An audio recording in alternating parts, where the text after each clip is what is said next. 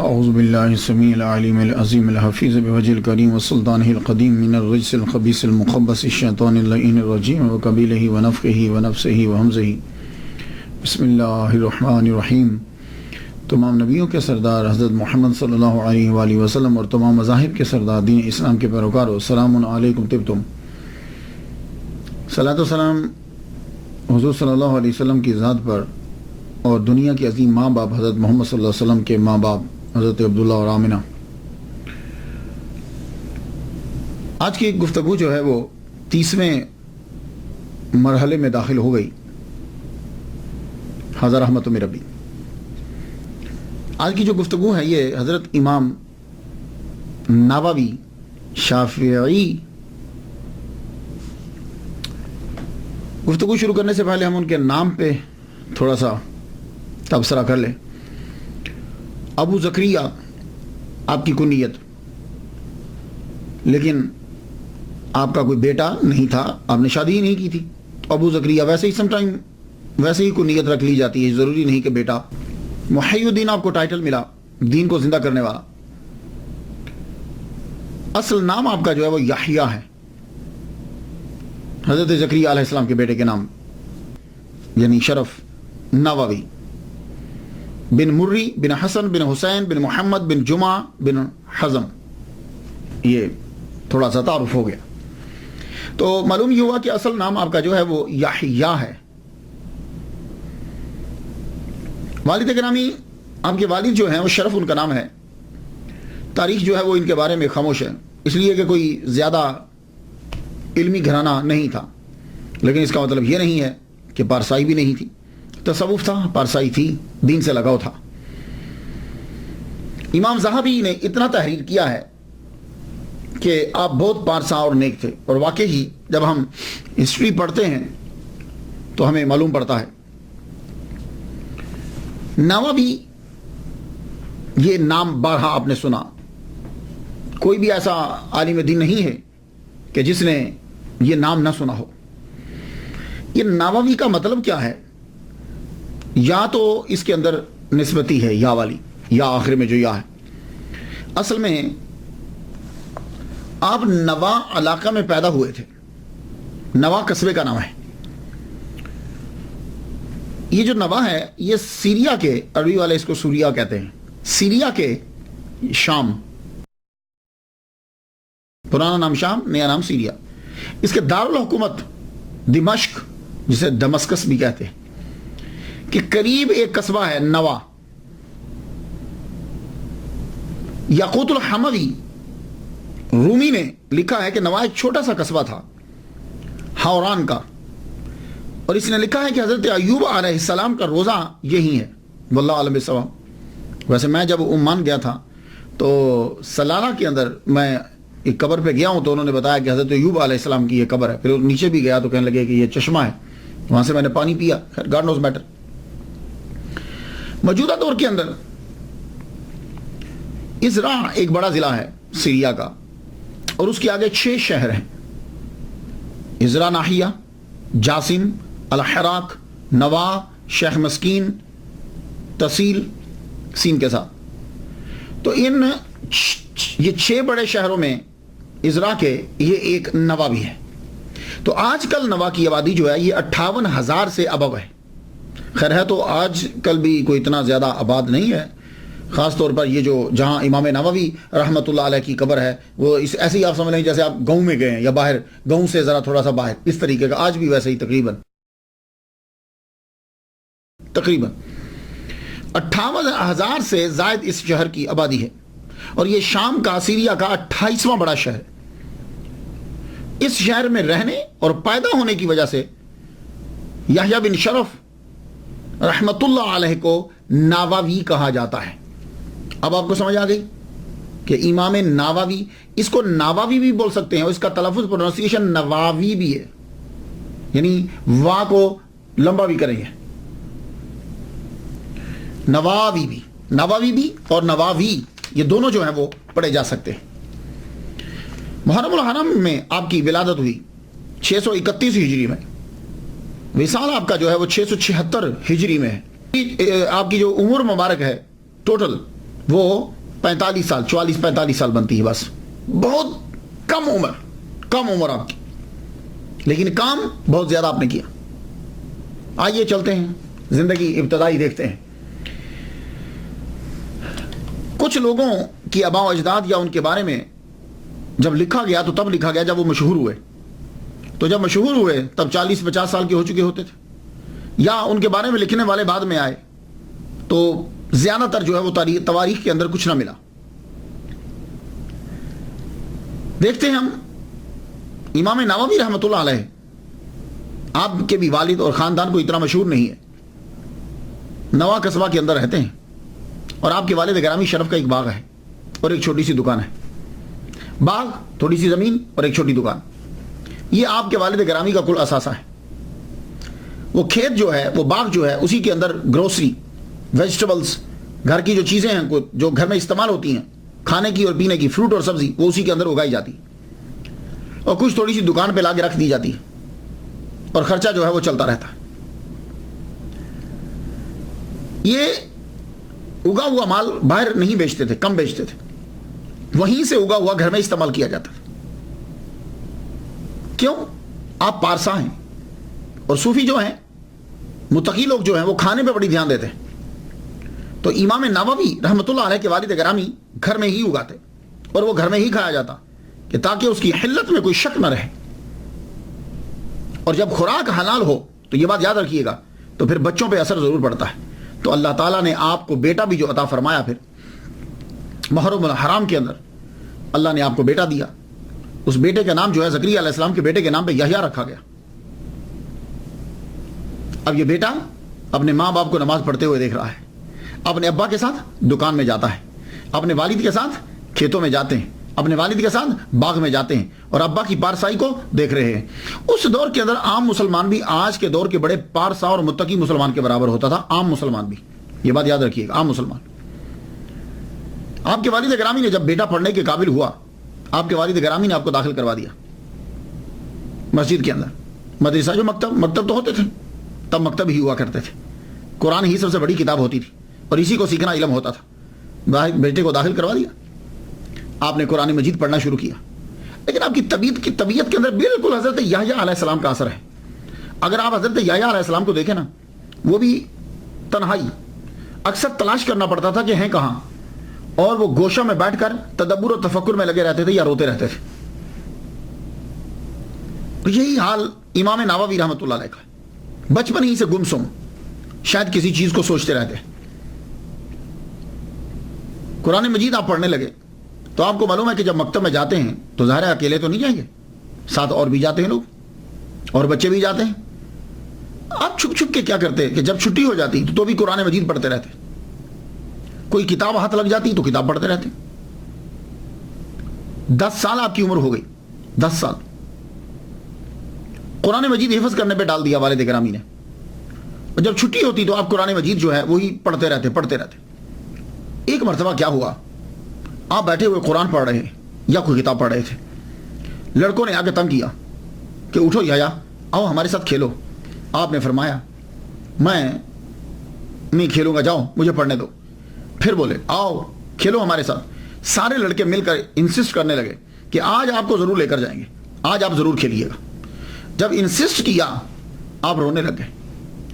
اس بات کو نقل کیا ہے شیخ یاسین ابن یوسف مراکشی نے، کہتے ہیں کہ یہ اس وقت دیکھ رہے تھے، میں دیکھ رہا ہوں کہ لڑکے تنگ کر رہے ہیں اور آپ رو پڑے۔ جب آپ روئے تو لڑکے جو ہیں وہ چلے گئے۔ جب آپ نے یہ سچویشن دیکھی تو اندر چلے گئے، مدرسہ میں گئے، مدرسہ میں جا کے پوچھا کہ اس مدرسے کا استاد کون ہے، ٹیچر کون ہے، بتایا گا یہ۔ تو آپ نے جا کر ٹیچر سے یہ کہا کہ یہ جو لڑکا بار یحییٰ جسے پکار رہے تھے، میں تمہیں اس لڑکے کے بارے میں بتانا چاہتا ہوں، اس لڑکے کی تعلیم پہ خاص دھیان دو، یہ لڑکا بڑا ہو کر عالم دین بنے گا۔ تو استاد، محلے کے استاد پوچھنے لگے بھائی آپ پامسٹ ہو، یووی ہو، کاہن ہو، کیا ہو؟ کہنے لگے میں کچھ نہیں ہوں، لیکن یہ لڑکا بہت کچھ بنے گا۔ یہ کہہ کر آپ چلے گئے۔ استاد جو ہیں، کچھ لوگوں کی بات ایسی ہوتی ہے کہ جب وہ بات کوئی سنتا ہے تو پھر وہ بات جم جاتی ہے، حالانکہ اس جیسی باتیں پہلے بھی سنی ہوتی۔ استاد نے یحییٰ امام نووی رحمۃ اللہ کے والد گرامی کو بلایا، وہ تشریف لائے، گفتگو چل پڑی. کہنے لگے یحییٰ کے والد گرامی شرف سے کہنے لگے آپ کو ایک بات بتاؤں، آج ایک بزرگ آئے تھے، بڑا نورانی چہرہ تھا ان کا، تمہارے بیٹے کے بارے میں کہہ رہے تھے کہ یہ بڑا ہو کر بڑا عالم دین بنے گا، تو تم خاص توجہ دیا کرو اس بچے کے اوپر. اب جب بات چھڑ گئی تو امام نووی کے والد گرامی شرف کہنے لگے ہاں یار آپ بھی کہہ رہے ہو، میں بھی اس بچے کے اندر عام بچوں والی طبیعت نہیں دیکھتا. میں آپ کو استاد جی مولوی صاحب ایک بات بتاتا ہوں، یہ 7 سال کا تھا، اب تو اس کی عمر 10 سال ہو گئی ہے، یہ 7 سال کا تھا. تو ماہ رمضان المبارک ہم تراویح پڑھ کر تو ہم سب سو گئے. ہم جب سوئے تو رات کافی گزر گئی تو یہ بچہ اٹھ پڑا. اٹھنے کے بعد کمرے کے چکر لگانے لگ گیا اور مجھے اٹھانا، ابا اٹھو، ماں کو بھی اٹھو، آپ لوگ سوئے ہوئے ہو، کیا آپ کو نظر نہیں آ رہا کہ کمرہ پورا نور سے بھر گیا ہے؟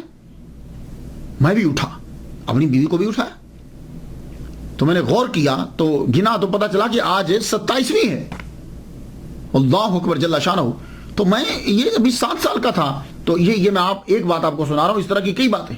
بہرحال استاد انہوں نے اور والد گرامی نے یہ اچھا ٹھیک ہے اس کی جانب توجہ دی جاتی ہے، اب جتنا میں کر سکتا ہوں کروں. کیا کروں کہ دکان بھی سنبھالنا ہے، کھیت بھی سنبھالنا ہے، باغ بھی سنبھالنا ہے، اور کوئی ہے نہیں میری ہیلپ کرنے والا. چلیے آپ اس کو حفظ مکمل کروا دیجئے، پھر دیکھتے ہیں. امام نووی رحمۃ اللہ علیہ نے حفظ کیا. حفظ کرنے کے بعد آپ جو کتاب ملتی پڑھتے رہتے. اب نواں قصبے کے اندر کتنی تعلیم ہوگی، کتنا ہوگا، چھوٹا سا تو قصبہ ہے. اب باپ یہ چاہتا ہے کہ یہ بچہ میرا سہارا بنے، میرے ساتھ دکان پہ بیٹھے، میرے ساتھ کھیت میں کام کرے. لیکن بیٹا ہے کہ اس کا شوق ہے کہ میں پڑھنا چاہتا ہوں، لیکن وہ ابا کے سامنے ضد بھی نہیں کرتے، لیکن بتا دیا کہ میں پڑھنا چاہتا ہوں. باپ بھی دیکھ رہے ہیں کہ بیٹا پڑھتا رہتا ہے، کوئی نہ کوئی کتاب لے کے پڑھتے رہتے. اس طریقے سے 18 سال گزر گئے. کیوں؟ والد گرامی جو ہیں وہ غریب ہیں، وہ یہ چاہتے ہیں کہ یہ یہاں کام کریں. لیکن آخر کار باپ نے اپنے بیٹے کے شوق کے آگے سر کو جھکا دیا. تو 18 سال جب آپ کی عمر ہو گئی تو بہت وقت گزر گیا ہے. نارملی طور پر جتنے آئمہ ہیں، بڑے لوگ ہیں، 18-19 سال کی عمر میں یہ سارا مروجہ علوم پڑھ لیتے تھے. لیکن امام نووی رحمۃ اللہ علیہ کی 18 سال عمر گزر گئی، ابھی تک سوائے حفظ کے اور کچھ نہیں کیا. اور جب آپ کی عمر 18 سال ہوئی، آپ کے والد گرامی نے کہا چل بیٹے میں تجھے لے کر چلتا ہوں، دمشق چلتے ہیں. دمشق چلتے ہیں. کیوں؟ اس لیے کہ دمشق کے اندر ہی وہیں بڑے بڑے جو ہیں وہ مدرسے تھے. آپ جو ہیں نوا سے آپ دمشق کی جانب بڑھے. 649 ہجری میں دمشق میں پہنچے. اس شہر کو دمشق بھی کہا جاتا ہے، ویسے عام طور پر ہم دمشق کہتے ہیں، یہ ہمارے جو معاشرے کے دمشق کی جانا دمشق. انگلش میں جب بولیں گے دمسکس، یہ اصل لفظ جو ہے یہ عبرانی سے آیا، عبرانی سے آیا، یہ گریک یونان کے اندر، یونان سے آیا انگلش کے اندر، آگے پھر جو ہے وہ ہم نے بھی اس کو کچھ نہ کچھ اڈاپٹ کر لیا. یہ دمسکس جو ہے دوسرا بڑا شہر ہے سیریا کا. 2004 کے مطابق اس کی آبادی جو ہے وہ 2.6 ملین لوگ ہیں دمشق کے. یہ دمسکس کا معنی کیا بنتا ہے؟ Well watered place. یہاں کے پھل بڑے مشہور ہیں، باغات بہت زیادہ تھے. جب آپ کے والد آپ کو دمشق سے لے کر آئے 649 ہجری میں، تو تب بھی آج سے 883 سال قبل وہاں دمشق میں 300 سے زائد تعلیمی ادارے تھے جو پڑھا رہے تھے. اس میں کچھ کالجز کے اسٹینڈرڈ کے تھے، کچھ اسکول کے اسٹینڈرڈ کے تھے، کچھ یونیورسٹی، اور کچھ جو ہیں وہ چھوٹے مکتب بول لیجیے. تو آپ کے والد گرامی نے آپ کو مدرسہ سارمیہ میں داخل کروا دیا. یا وہ غریب تھے، پیسے افورڈ کر نہیں سکتے تھے. سارمیہ میں جب داخل کروایا، امام نووی رحمۃ اللہ علیہ مدرسے میں پہنچے. داخلہ تو مل گیا آپ کو، 1 دن 2 دن گزر گیا، رہنے کو جگہ نہ ملی. آپ نے جا کے پوچھا پرنسپل سے کہ میں رہوں کہاں، میری رہائش کیا، کتابیں بکس کہاں رکھوں؟ کہا بھائی ہمارے پاس جگہ تو نہیں، ہم آپ کو جگہ نہیں دے سکتے. امام نووی نے فرمایا جگہ نہیں دو گے تو میں چیزیں کہاں رکھوں گا؟ تو آپ اس مدرسے سے آگے بڑھے تو رواحیہ مدرسہ کے اندر جا کر آپ نے داخلہ لے لیا. یہ ایفیلیٹڈ تھا اموی یونیورسٹی کے ساتھ. یہ جو مدرسہ رواحیہ ہے، اس مدرسے کو ایک تاجر نے بنایا تھا. اس کا نام تھا ذکی الدین ابو القاسم، اور وہ ابن رواحہ کے نام سے مشہور تھا، تو اسی کی وجہ سے اس مدرسے کا نام جو ہے مدرسہ رواحیہ پڑ گیا. چونکہ آپ غریب تھے، داخلہ مل گیا، مدرسہ بھی اور اس کے اندر کمرہ بھی چھوٹا سا مل گیا، اتنا چھوٹا کمرہ کہ بمشکل کتابیں پوری آئیں، اور جب کتابیں رکھ لی ہوئی تو لیٹنے کی جگہ کوئی نہیں. لیکن آپ کو شوق تھا آپ نے کہا کوئی بات نہیں، کتابیں رکھی، خود بیٹھے، یہ چاروں طرف آگے پیچھے ادھر کتابیں، بس پڑھنا شروع کر دیا. اب 18 سال آپ کی عمر ہے تو بہت تیزی کے ساتھ جانا ہے، سفر جو ہے وہ سمیٹنا ہے تیزی کے ساتھ اور جلدی کے ساتھ. آپ نے پڑھنا شروع کر دیا. اب اس کا ایک ہی حل تھا کہ آپ کلاسز زیادہ لیں، تو آپ نے دن میں 12 لیکچر لینا شروع کر دیے. یعنی 12 لیکچر سے مراد آپ یوں لیں کہ 12 سبجیکٹ جو ہیں وہ آپ نے پڑھنے شروع کر دیے ایک دن کے اندر. اب جب 1 گھنٹہ بھی اگر ایک سبجیکٹ پہ لگے تو 12 گھنٹے ہوئے، اور اب جو 12 گھنٹے کے آپ نے سبجیکٹ پڑھے ہیں اب اس کو یاد بھی کرنا ہے تو 12 گھنٹے لگے، 24 گھنٹے تو یہیں گزر گئے. تو 2 سال تک آپ نے اتنی محنت کی کہ 12 لیکچر روزانہ کے جو ہے وہ آپ لیتے. یہ آپ نے اب وہاں پڑھے تو تقریباً 8400 لیکچر 2 سال کے اندر آپ نے لے لیے، اور ان کو یاد کرنا ہے، ان کو لکھنا بھی ہے. یہ سب کچھ آپ نے بڑی تیزی کے ساتھ کور کرنا ہے. مسلم شریف آپ نے ابو اسحاق الواسطی سے پڑھی. دمشق کے جتنے بھی مشہور جو سب سے بڑے 20 علماء تھے، اسکالر تھے، ان سے آپ نے علم جو ہے وہ حاصل کیا. اور یہ 20 اسکالرز اپنے اپنے فن کے امام تھے. کم کھاتے، کم سوتے، بولنا بہت کم، ہم وقت پڑھتے رہتے. اور اگر کبھی بازار جانا ہو جاتا، آدمی گزرتا ہے کوئی چیز لینے جاتا تو بک ساتھ لے جاتے، تو رستے میں پڑھتے ہوئے چلے جاتے، یا کوئی چیز جو ہے وہ یاد کرتے ہوئے جاتے. واکنگ کے اوپر بھی پڑھتے چلے جانا ہے. 2 سال تک آپ نے پڑھا. حدیث، Islamic jurisprudence, principle of jurisprudence, syntax, ایٹمالوجی، لغت، نحو. 6 سال 6 مہینے کے اندر آپ نے ہر سبجیکٹ میں PhD کر لی. یہ میں لفظ بول رہا ہوں تاکہ سمجھ میں آ جائے کہ یعنی آپ نے اتنا پڑھا کہ 6 سال 6 ماہ کے اندر آپ نے ہر حدیث کے اندر، ایٹمالوجی کے اندر، سنٹیکس کے اندر، جیورسپروڈنس کے اندر، پرنسپل آف جیورسپروڈنس کے اندر آپ نے ہر سبجیکٹ کے اندر PhD کر لی. اب PhD ہوتی کیا ہے بھئی؟ یہی تو ایک مضمون لکھنا ہوتا ہے نا. تو آپ نے جتنے مضمون پڑھے ہر ایک کے اوپر کتاب لکھی تو PhD تو ہو گئی. جتنی کتب ہیں اس کے اوپر حواشی لکھتے چلے جاتے. جب آپ علم حاصل کر چکے، آپ نے پڑھ لیا 6 سال 6 ماہ تقریباً، اس کے بعد آپ حج کرنے کے لیے گئے. تو کہتے ہیں کہ حج کرنے کے لیے آپ اپنے ابا کے ساتھ گئے تھے،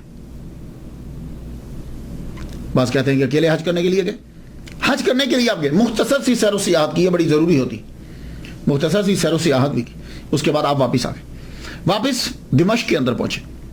دمشق میں جب آئے تو یہاں آپ کو مدرسہ اشرفیہ کا ہیڈ بنا دیا گیا. وہاں تدریسی آپ کو استاد کے منصب پر فائز کر دیا گیا مدرسہ اشرفیہ کے اندر. یہ مدرسہ اشرفیہ کیا ہے؟ مدرسہ اشرفیہ جو ہے یہ کنگ اشرف موسیٰ بن عادل جو بھتیجا تھا سلطان صلاح الدین ایوبی کا، اس نے یہ بنایا تھا. اس مدرسے کے اندر آپ کو استاد بنا دیا گیا. اب آپ کا دور شروع ہوا تدریس کا، تصانیف کا. آپ نے پہلے 2 سال صرف تنخواہ لی، پہلے 2 سال. وہ بھی کیوں لی؟ اس لیے کہ آپ کو بہت سی کتب خریدنا تھی اور آپ کے پاس اتنے پیسے نہیں تھے. تو آپ نے مدرسہ سے تنخواہ لی اور اسی پیسوں سے فوراً جا کے کتب لے آتے، اور اس دور میں کتب ہوتی بھی بڑی مہنگی تھی. تو آپ نے کتب خریدنے کے لیے صرف پہلے 2 سال پوری زندگی کے اندر تنخواہ لی. اس کے بعد آپ نے تنخواہ جو ہے وہ نہیں لی. آپ پڑھا رہے ہیں، وقت گزرتا ہے، عبادت میں بھی صرف کرتے ہیں، پڑھانے میں بھی صرف کرتے ہیں، لکھنے میں بھی. بہت مختصر زندگی ہے، بڑی تیزی سے کام کرنا ہے، بڑی سادہ زندگی، کم کھاتے. بس ایک امامہ تھا، سر پہ پہنتے ہوئے ایک لمبا سا گاؤن، کپڑے بھی سادہ، خوراک انتہائی سادہ. اور دمشق کا خوراک تو آپ کھاتے ہی نہیں تھے نا.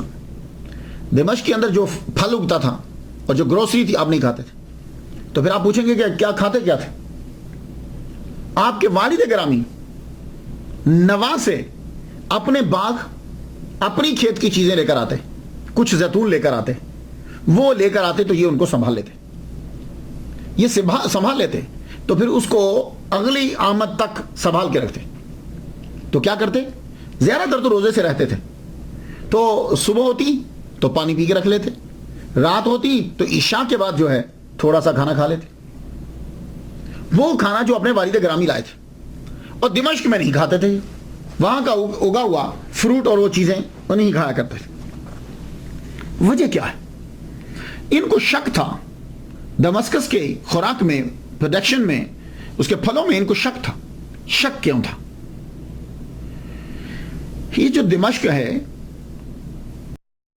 حضرت عمر کے دور میں یہ فتح ہوا اور یہ زمین وقف کی تھی.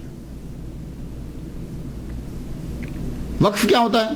وقف یہ ہے کہ یہ چیز غریبوں کی ہے. تو اب کیا ہوگا کہ یہ جب یہ چیز غریبوں کی ہے تو اب اس سے جو بھی پروڈکشن ہوگی وہ غریبوں کو ہی جائے گی. یہ وقف ہے. یہ میں سمپل سی مثال دے رہا ہوں. یس. تو دمشق کی لینڈ جو ہے وہ وقف تھی. جب وہ وقف تھی اب نہیں معلوم، امام نووی رحمۃ اللہ فرماتے ہیں کہ 600 سال میں دمشق کی زمین اکثر وقف تھی. فقہ میں وقف ہوگا جب تک معلوم ہو جائے. تو آپ یہ پوچھتے تھے، آپ کو یہی رہتا تھا who put it and for whom it was put. کس کا ہے؟ کوئی ملکیت کون شامل ہے؟ مال کدھر سے آ رہا ہے؟ تو یہ ملکیت کے اندر جو ہے نا وہ شک و شبہ کی وجہ سے آپ پھر خوراک ہی استعمال نہیں کرتے تھے. تو وہاں سے منگوایا کرتے تھے آپ اپنے ابا سے. 91 کلومیٹر کا سفر طے کر کے جو ہے وہ نوا سے وہاں پہنچتے دمشق کے اندر اور وہاں آ کر وہ خوراک جو ہے وہ دیا کرتے. اب کی خوراک اتنی سادہ ہوتی تھی کہ قاضی القضات چیف جسٹس ایک مرتبہ عید کے دن آ گئے امام نووی رحمۃ اللہ کے پاس.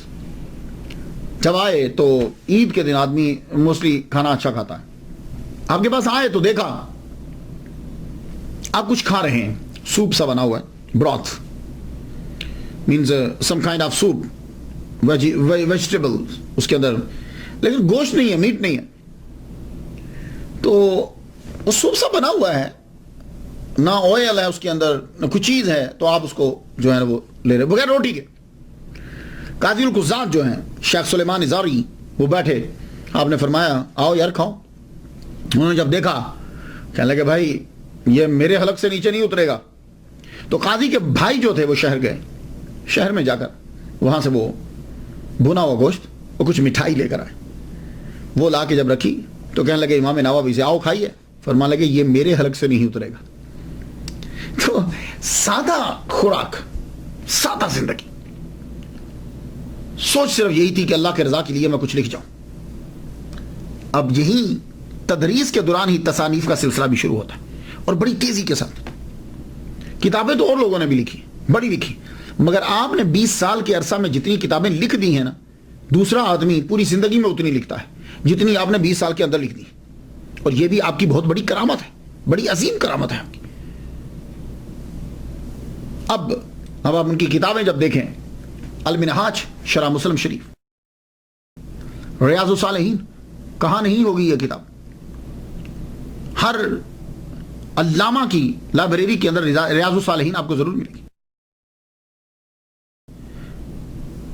شافعی فقہ کے مطابق اصول فقہ تحریر کیا، المجموع شرح المہذب، منہاج الطالبین، تہذیب الاسماء واللغات، التقریب والتأثیر فی سنن البشیر والنذیر، ما تمس علی حاجت القاری لصحیح البخاری، تحریر التنبیہ، کتاب الاذکار، یہ بھی آپ نے لکھی. آپ کی ایک مشہور کتاب ہے اور دعاؤں کا مجموعہ ہے، اس کے اندر بہت ساری دعائیں ہیں حضور صلی اللہ علیہ وسلم سے جو نقل ہیں. اس لیے کہا جاتا تھا بائع الدار واشتری الاذکار، بیچ گھر بار خرید اذکار. التبیان فی آداب حملۃ القرآن، الآداب الفتوى والمفتی، الترخیص فی القیام، المناسک، شرح ابی داؤد، شرح ترمذی، روضۃ طالبین، 40 نووی، 40 النوویہ، الاربعون النوویہ من الاحادیث الصحیحۃ النبویہ، اربعین نووی، اربعین نووی اکثر آپ اس کا نام جو ہے آپ سنتے ہیں. یہ کتاب آپ کی بڑی مشہور ہوئی، اربعون نوویہ، امام نووی کی لکھی ہوئی 40 احادیث مبارکہ. یہ جو 40 احادیثیں ہیں حضور صلی اللہ علیہ وآلہ وسلم کی آئے ایک حدیث ہے جس کو حضرت مولا علی رضی اللہ تعالیٰ عنہ نے بیان کیا، حضرت عبداللہ بن مسعود رضی اللہ تعالیٰ عنہ نے، حضرت ابو درداء نے، حضرت معاذ بن جبل نے، حضرت عبداللہ بن عمر نے، حضرت عبداللہ بن عباس نے، انس بن مالک نے، حضرت ابو ہریرہ نے، حضرت ابو سعید خدری رضی اللہ تعالیٰ عنہم اجمعین. ان سب نے یہ بیان کیا. مفہوم یہ ہے کہ حضور صلی اللہ علیہ وآلہ وسلم نے فرمایا کہ جو 40 احادیث یاد کر لے گا جن کا تعلق میری امت میں سے کوئی یاد کرے اور اس کا تعلق دین سے ہو 40 حدیثوں کا، تو قیامت کے دن وہ اٹھے گا علماء میں اور فقہاء میں. اور ایک حدیث میں ہے کہ وہ شہداء میں اٹھے گا، یعنی جب علماء کا گروپ اٹھایا جائے گا اس کے اندر ان کو بھی شامل کر دیا جائے گا. جیسے آپ دیکھیں نا جب سیلیبریٹیز جا رہی ہوتی ہیں تو بیچ میں دوسرے بندے بھی ہوتے ہیں، تو علماء کا گروپ اٹھے گا تو بیچ میں وہ بھی بندہ ہوگا، شہداء کا گروپ اٹھے گا بیچ میں اس بندے کو بھی جگہ دے دی جائے گی. 40 یہ حدیث، اس حدیث پر جو ہے وہ عمل کیا. پھر بہت سے لوگوں نے 40 احادیث مبارکہ جو ہیں وہ لازمی لکھی انہوں نے. امام نووی رحمۃ اللہ علیہ لکھتے ہیں کہ میرے علم کے مطابق سب سے پہلے عبداللہ بن مبارک نے لکھی 40، پھر اسلم بن توسی نے، حسن بن سفیان النسائی نے، ابو بکر اجری نے، ابو بکر محمد بن ابراہیم الاصفہانی دارا قطنی نے، الحاکم ابو نعیم نے، عبد الرحمن سلامی نے، ابو سعید الملینی نے، ابو عثمان صابونی نے، امام بائحقی رحمۃ اللہ علیہ نے. ان کے علاوہ ہزاروں لوگوں نے 40 لکھی ہے. ابھی آپ چلے جائے دیکھیے کئی لوگوں نے 40 لکھی. میں ابھی دیکھ رہا تھا ڈاکٹر طاہر القادری صاحب کی بھی ایک 40 ہے. 40 بہت سے لوگوں نے لکھی، لیکن جو شہرت امام نووی رحمۃ اللہ علیہ کی 40 کو ملی ہے یہ کسی کو نہیں ملی. یہ اللہ کا کوئی خاص کرم ہے. کسی نے 40 لکھی تو ایک موضوع پہ جہاد پہ لکھ دی، کسی نے مسجد پہ لکھ دی، کسی نے رمضان کی ساری حدیثیں 40 اکٹھی کر دی، کسی نے قرآن کی 40 حدیثیں اکٹھی کر دی، کسی نے علم کے اوپر 40 حدیثیں اکٹھی کر دی. ہر ایک نے تب آزمائی کی ہے. لیکن امام نووی رحمۃ اللہ علیہ نے جب 40 نووی لکھی تو آپ نے پہلے یہ دیکھا کہ بخاری اور مسلم صحیح حدیث جو ہے وہ اس کے اندر لکھی آپ نے. لیکن حدیث 40 نووی لکھتے ہوئے آپ نے اوپر چین نہیں لکھی. کہتے ہیں کیوں نہیں لکھی؟ اس لیے کہ تاکہ یاد کرنے میں جو ہے وہ آسانی ہو جائے، وہ اسناد کے چکر میں نہ پڑا رہے. لیکن ایک بات میں آپ کو بتاتا جاؤں، اللہ تعالیٰ نے اس کو جو اتنا مقبول کیا ہے، اس بات سے اس سے اندازہ لگا لیجئے کہ یہ دلیل ہے قبولیت کی. یہ مقبولیت جو ہے یہ قبولیت کی دلیل ہے. اس کی 200 سے زیادہ شروحات لکھی جا چکی ہیں اس وقت. 40 نووی کی 200 سے زیادہ شروحات جو ہیں وہ لکھی جا چکی ہیں. اللہ اکبر جل شانہ. یہ رب تعالیٰ کی عطا ہوتی ہے. کتنے لوگوں نے لکھا، لیکن یہ آپ کا اخلاص ہے کہ اللہ تعالیٰ نے اسے اپنی بارگاہ میں جو ہے وہ قبول فرما لی. آپ کی 40 جو ہے اس کی پہلی حدیث انما الاعمال بالنیات ہے. تو 40 کے حساب سے آخری حدیث بننی چاہیے کن فی الدنیا کانک غریب. لیکن یہ آخری نہیں ہے. کیوں؟ اس لیے کہ نام 40 نووی ہے، لیکن جب میں اس کے اندر حدیث گنتا ہوں تو حدیث جو ہیں وہ اس کے اندر 40 نہیں ہے، 40 نہیں ہے. 40 کا معنی تو 40 ہوتا ہے. حدیث اس کے اندر جو ہے وہ 42 ہیں. لک، اور آخری حدیث قال اللہ تعالی یا ابن آدم انک ما دعوتنی ورجوتنی غفرت لک علی ما کان منک ولا ابالی یا ابن آدم. آخری حدیث جو ہے وہ یہ بنتی ہے.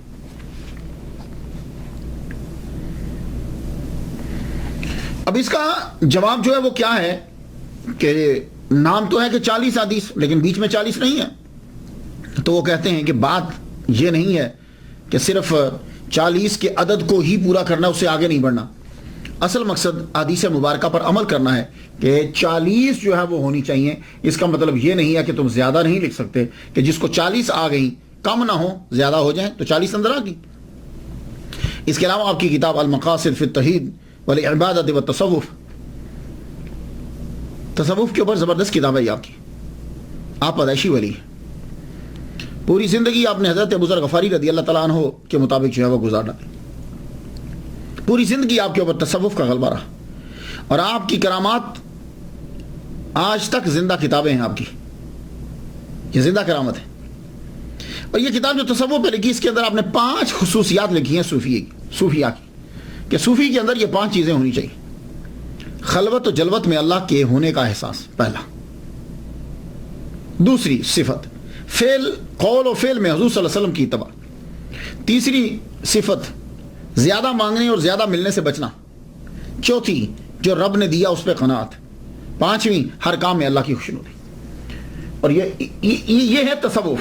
تو تصوف کا غلبہ آپ کی زندگی میں رہا آخر تک. بستان العارفین فی الزہد و تصوف ایک اور کتاب آپ کی. اس کتاب کے اندر قدیم صوفیاء کے انمول اقوال درج کیے، جن کا تعلق زیادہ تر ہے تزکیہ نفس کے اندر، کہ نفس کو جو ہے وہ پاک کس طریقے سے کرنا ہے. امام شافعی رحمۃ اللہ علیہ کا قول نقل کیا. قول ہے کہ صرف مخلص کو پتہ چلتا ہے کہ ریاکاری کیا ہے. یہ امام شافعی رحمۃ اللہ علیہ کا قول ہے. کیا مطلب؟ تصوف میں یہ ایک اہم موضوع ہے، ریاکاری ایک اہم موضوع. اس سے بچنا کیسے؟ ریاکاری سے بچنا مسٹ ہوتا ہے. اس کے لیے ولی صوفی بڑا کام کرتا ہے.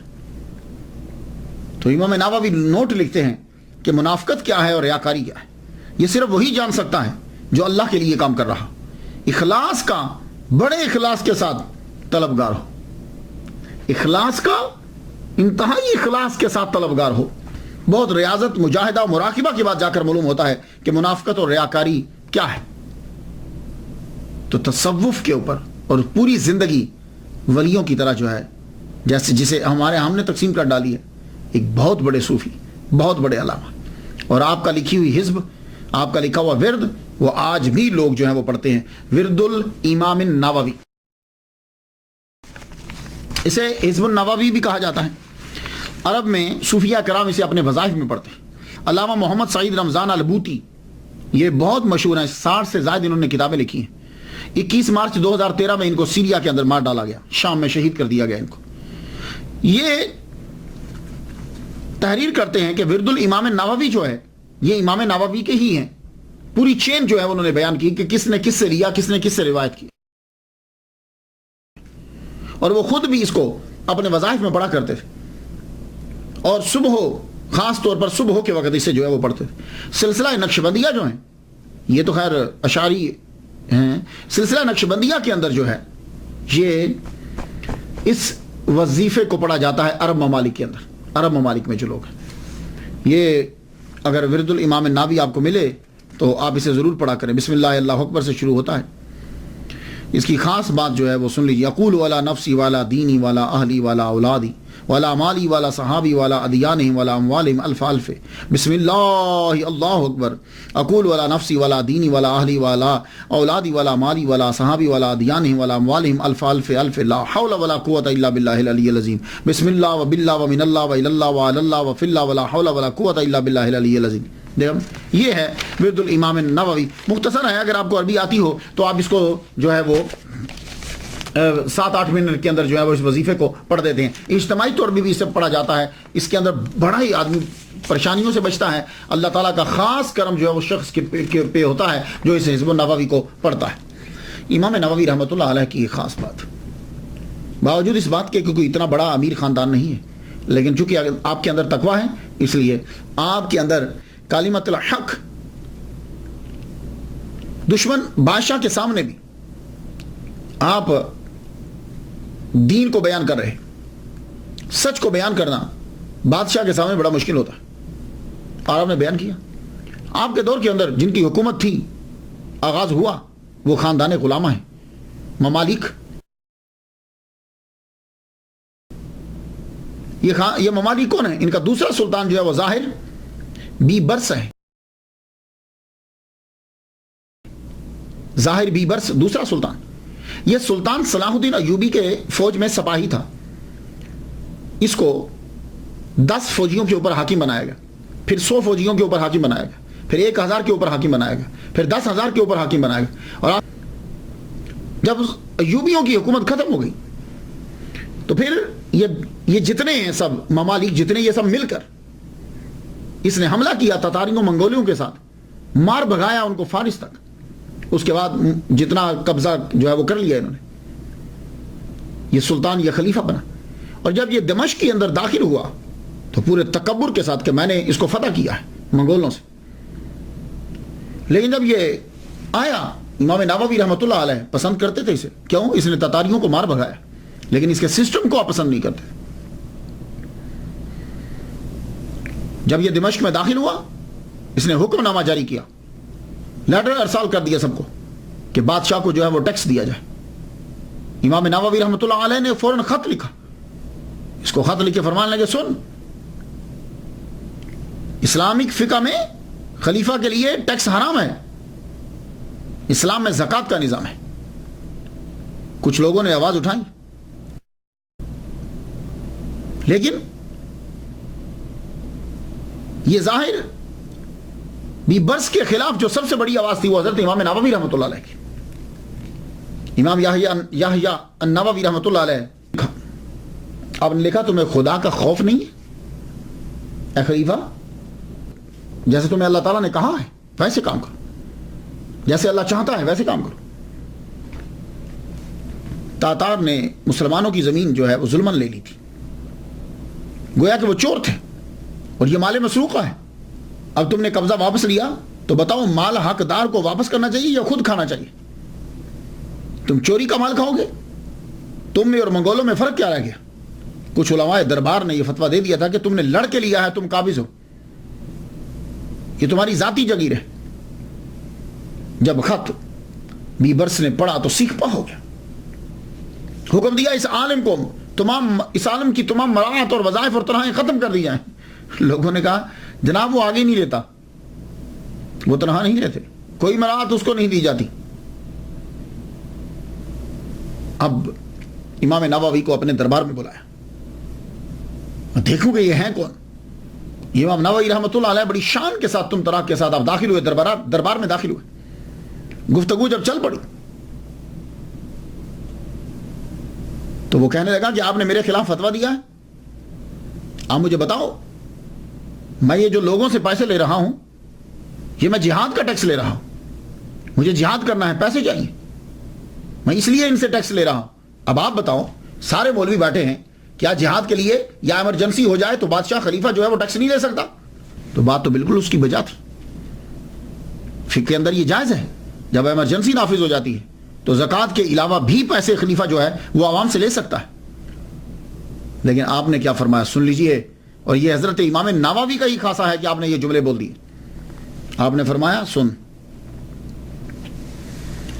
تم یہ جو دلیل دے رہے ہو کہ میں جہاد کا ٹیکس لیتا ہوں، سنو، غور سے سنو. دربار میں سناٹا چھا گیا. دربار میں تقریر فرمانے لگے کہ خلیفۃ المسلمین سن، کس نے حکومت دی؟ آپ کے ہاتھ حکومت کس نے دی؟ یاد کرو تم ایک دور میں غلام تھے اور اب سلطان ہو. ایک دھیلا کے مالک نہیں تھے تم، ایک پینی کے، ایک اشرفی کے تم مالک نہیں تھے. اب تم دراہم و دنانیر کے مالک ہو، بہت سی جائیداد کے مالک ہو. کتنے تمہارے غلام اور لونڈی ہیں اس وقت؟ تم خود غلام تھے اور اب بہت سارے غلام اور لونڈیوں کے تم مالک ہو.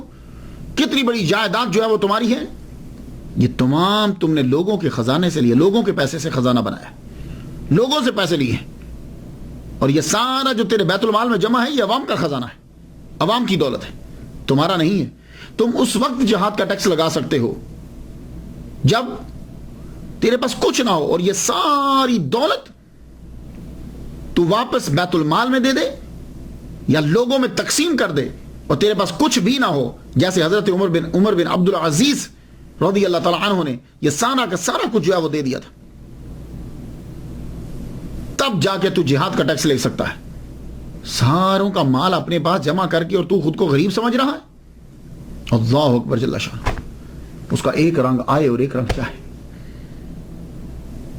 بڑی دیر تک سر جھکائے رہا.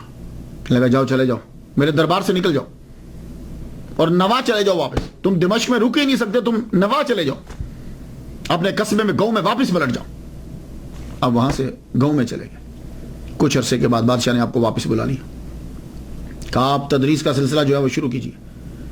دربار میں بیٹھے ہوئے خاص نے پوچھا، امیر نے، حضور واپس کیوں بلایا آپ نے؟ کہنے لگے اس ڈر سے محمد مصطفیٰ صلی اللہ علیہ وسلم نے فرمایا کہ جس نے میرے ولی سے، اللہ کہتا ہے حضور کی زبان سے کہ جس نے میرے ولی سے دشمنی کی میں اس سے اعلان جنگ کرتا ہوں، تو مجھے ڈر آ گیا کہ خدا کا قہر مجھ پہ غالب نہ آ جائے۔ تو کہنے لگا وہ دربار میں سے بھیجا کیوں تھا آپ نے؟ دربار سے کیوں بھیجا تھا؟ اگر اتنا ڈر تھا تو نوا نہ بھیجتے؟ کیا لگے نہیں، میرا دل چاہا تھا کہ میں مار ڈالوں، لیکن جب یہ تقریر کر رہے تھے تو میں ان کو دیکھ رہا تھا کہ 2 شیر ان کے دائیں اور بائیں جانب کھڑے ہیں، میں ڈر گیا۔ مجھے تب سے یقین ہو گیا کہ یہ بندہ اللہ کا ولی، لیکن اب کیا کروں کہ اپنے دربار کے دبدبے کو بھی تو رکھنا ہے، اپنے مقام کو بھی تو رکھنا ہے، اس لیے میں نے یہ گستاخی کی کہ میں نے ان کو نوا واپس بھیج دیا، اور تھوڑے ہی عرصے کے بعد میں نے اپنا حکم واپس لیا اور ان کو واپس تدریس پہ لگا دیا۔ یہ ہیں امام نووی رحمۃ اللہ علیہ۔ علامہ بوطی نے فرمایا ہے کہ اگر امام نووی رحمۃ اللہ علیہ اللہ کے ولی نہیں ہیں تو پھر اللہ نے کوئی بھی دنیا میں اپنا ولی نہیں بنایا۔ امام نووی رحمۃ اللہ کا مرتبہ اس سے جانیے کہ جب امام علی بن عبداللہ الکافی السبکی رحمۃ اللہ علیہ قاہرہ سے دمشق آئے تو وہاں گئے جہاں امام نووی رحمۃ اللہ علیہ پڑھا کرتے تھے، بیٹھتے تھے، پڑھاتے تھے۔ پوچھنے لگے کہ وہ کس جگہ پہ زیادہ بیٹھتے تھے؟ کہا جی یہ جگہ ہے۔ تو امام سبکی رحمۃ اللہ علیہ نے اپنے سر کو اس جگہ جھکایا اور وہاں کی مٹی اپنے گالوں پہ ملنے لگ گئے۔ کیا لگے میں یہ چاہتا ہوں کہ یہ گال اپنے اس جگہ رکھ دوں جہاں یہ عظیم محدث جو ہے وہ اپنے پاؤں رکھا کرتا تھا۔ اللہ اکبر جل شان۔ مفتی شافعی اللہ الدین عطار رحمۃ اللہ علیہ بیان کرتے ہیں کہ آپ نے اکیلے زندگی گزار دی، شادی نہیں کی۔ آخری سال اپنی زندگی کے اپنے شہر نوا میں واپس آ گئے، ماں باپ کو ملنے کے لیے آئے اور وہاں شدید بیمار ہو گئے۔ جب بیمار ہوئے آپ کو معلوم ہو گیا کہ میں دنیا سے جانے والا ہوں، تو آپ نے وصیت کی کہ سنو میری قبر بنانا یہیں، لیکن میری قبر کو پکا نہ بنانا اور میری قبر کے اوپر گنبد نہ بنانا۔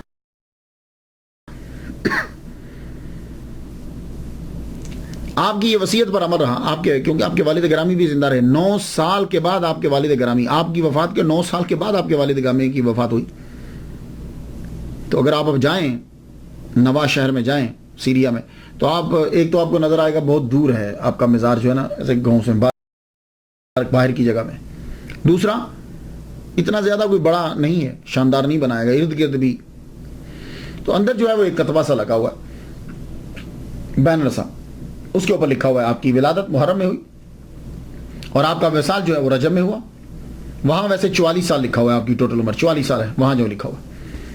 تو جب وقت گزرا، جنریشن ایک گزری، تو دوسری جنریشن نے چاہا کہ ہم اس کے اوپر گنبد بنا دیں، چھت بنا دیں، لیکن کیا ہوا، اتنا موٹا، بہت موٹا جو تنا ہوتا ہے نا، یقین جانیے یہ میرے اس میں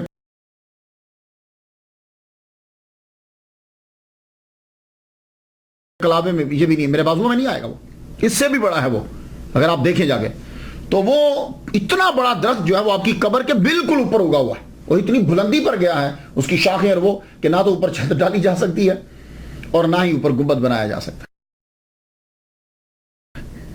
لوگ جو ہیں وہ آج بھی جاتے ہیں اور جا کر جو ہے وہ فیض حاصل کرتے ہیں، دعائیں مانگتے ہیں۔ میں تو ان کے لیے فاتحہ پڑھ چکا، آپ بھی ان کے لیے فاتحہ پڑھ دیجیے۔ اللہ تعالیٰ ان کے درجے بلند فرمائے اور ہمیں بھی اسی طریقے سے دین میں محنت کرنے کی توفیق عطا فرمائے۔ اجازت دیجیے، وآخر دعوانا الحمدللہ رب العالمین۔